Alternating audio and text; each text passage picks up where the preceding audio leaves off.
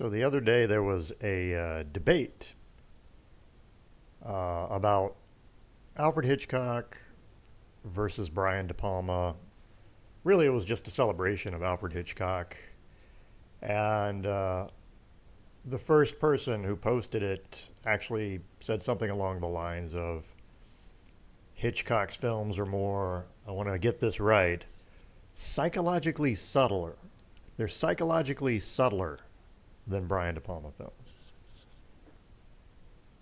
Okay, I'm not sure exactly what that means. If you're trying to tell us that Brian De Palma is not as subtle as Alfred Hitchcock was, I can agree with that. I mean, De Palma not really known for his subtlety, but he didn't have to be subtle. He was allowed a lot more leeway in terms of violence and sex than Alfred Hitchcock was back in his day. And that's not necessarily a good thing. I think subtlety is a good thing, and subtlety forces filmmakers to have to be even more clever sometimes. But it does make them different directors in that respect. What really, got my dander up a little bit is another person chimed in by saying that not only is that correct, but that he felt that Alfred Hitchcock, his films had more emotional depth than Brian De Palma's films. What? More emotional depth? Are you kidding me? So I started tallying off all of these films: Obsession, Carrie, Casualties of War, Carlito's Way, Redacted, Blowout, even. Lots of films that have, emotional depth. The guy said, "Oh, I just mean his Hitchcockian thrillers." He said I was right about Obsession, but as far as the other his Hitchcockian films, they don't have the same emotional depth. And it really started to make me think: what Hitchcock thrillers have emotional depth? I love Hitchcock. If anybody's an expert on this, it's me, because I love both directors. Before Brian De Palma became my favorite director, Alfred Hitchcock was my favorite director. Clearly, I love psychological thrillers. Rear Window is still my favorite film of all time. But when I think about it, Rear Window, North by Northwest, Strangers on a Train, To Catch a Thief, where's the emotional depth in any of those films? They have some degree of depth, but they're really meant for high entertainment, just entertainment from start to finish. They're meant to put you on the edge of your seat with suspense, and there is some commentary. Rear Window, for example, has commentary about relationships and about voyeurism. I don't really know what commentary there is in North by Northwest. It's a great film. There's no doubt about it. A great suspense and adventure film. Literally no emotional depth to it whatsoever. Now, I will give you maybe Rebecca, maybe Suspicion, a degree of emotion in Shadow of a Doubt. I love Shadow of a Doubt, but there's a complicated relationship between the two Charlies, if you know what I'm talking about, with that film. But maybe a hint of emotional depth there. Certainly Vertigo. But the other Hitchcock films, I wouldn't say so.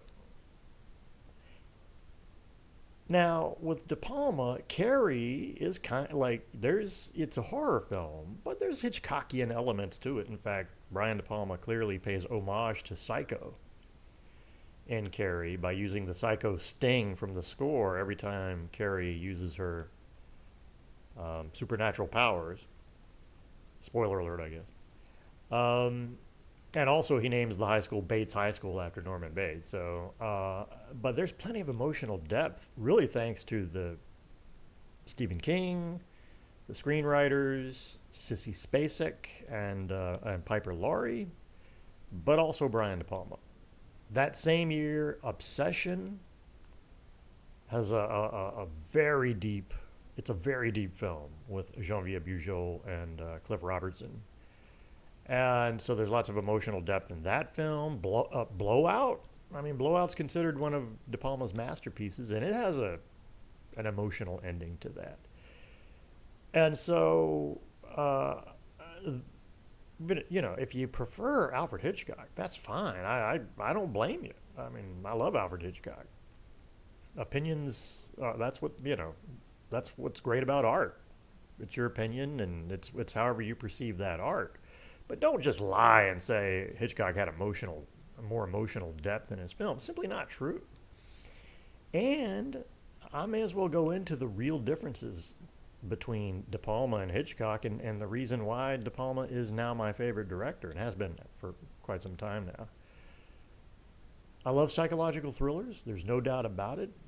But more than Hitchcock, De Palma branched out into other things. He's made gangster films, and actually, ironically, gangster films are not exactly my favorite genre. But he made Scarface, he made Carlito's Way, which I absolutely love. And of course, he's made adventure films. I mean, The Untouchables is a crime, adventure, action adventure sort of film. Mission Impossible. I mean, he made a musical, for goodness sakes, in the early 70s called Phantom of the Paradise. In fact, it was kind of a rock opera before, Tommy and the Rocky Horror Picture Show. And kind of ahead of his time on that one. And he's made war films.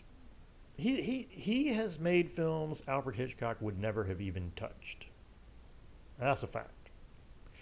And because he's able to branch out in those films, it allowed him to explore emotions even more. The psychological thriller is not really meant to tap into great emotional depth typically. It's just, usually they're just meant for fun. Hitchcock knew that, Brian De Palma knew that. But by branching out into other types of films, De Palma has been able to explore a lot of other, ranges, including emotional depth. So you have that. And while we're at it, another difference between De Palma and Hitchcock, De Palma wasn't afraid to bring up social issues or commentary. The Thriller Sisters, a very Hitchcockian thriller. Again, it makes no bones about how inspired he was by Hitchcock when he made Sisters in 1972. There's some subtle commentary there about misogyny and racism, which was obviously around at the time. Heck, it's still around now, but there's a lot of that, especially early on in the film, when in fact it's really also kind of a slasher's psychological thriller type film. Blowout, or I'm sorry, Dress to Kill. Dress to Kill features a pretty sad story about a middle-aged woman who's very unsatisfied with her love life with her husband. Her situation in the bedroom, shall we say. In fact, the very beginning of the movie, she's fantasizing in the shower because she kind of has to. And then we even see an intimate scene between her and her husband in bed, and it's really just a wham bam thank you ma'am moment. And after he's done, he pats her on the face as if to say, good girl or something. It's very condescending, and Brian De Palma deliberately shows this as a way as kind of a commentary for how sometimes men, at least some men, take their wives for granted, and this is ultimately what leads her astray in the film. Again, it's maybe this is more subtle than people realize. Maybe you think Hitchcock is subtle compared to De Palma because when it comes to violence and sex, De Palma's not subtle at all. But De Palma's also bringing subtlety that maybe you don't see. Maybe he's too subtle for you. And then when it comes to Body Double from 1984. It's just a fun tongue-in-cheek thriller. It's one of my favorites. It's just a thrill from start to finish. It's funny. There's not a lot of depth to it. It is a little bit of an homage to Rear Window and Vertigo also. It's also kind of a, he's thumbing his nose at all of his critics when he made that film. when he made Body Double. But there is some commentary in that film too about Hollywood and about, you know, how actors are treated and how directors sometimes behave. And I think he's even making a commentary about how making movies is not much different than making a porn film or a music video, because there's a little of all of that in this film. I might be reaching on that one, but it's a little ambiguous. But I like that. There is some depth to even that movie. So his movies have depth, and his movies have subtleties, but maybe too subtle for you. Finally, the other difference I want to say between Alfred Hitchcock and Brian De Palma is Hitchcock wasn't really known as an actor's director. He got good performances out of his actors, no doubt about it. But he was known as a my way or the highway director, and he was famous for that joke that actors should be treated as cattle. It is a joke.